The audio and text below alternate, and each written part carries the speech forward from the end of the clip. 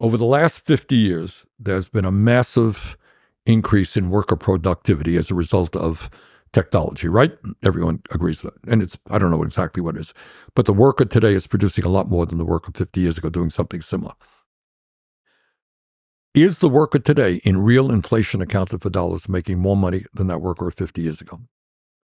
Well, there's a lot of close arguments there, but your point is well taken. It's either the same or a little bit higher or a little bit lower, depending on the statistics. Okay. It has not increased significantly, and the wealth inequality has increased significantly. That is the point. So you would think that if a worker is producing a lot more, that worker would be better off, would be working lesser hours, etc. That hasn't been the case. And what has happened in that 50 years is, according to the Rand Corporation, there has been a 50 trillion with a T, redistribution of wealth from the bottom 90% to the top 1%. So you got CEOs today making 300 times more than their workers. You got 3 people on top owning more wealth than the bottom half of American society. So that's why people are angry. And they're worried that their kids may have a lower standard of living than they in the wealthiest country in the history of the world.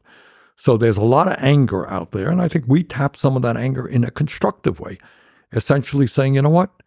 We don't need so few to have so much in wealth and power. Let's distribute it more fairly in America.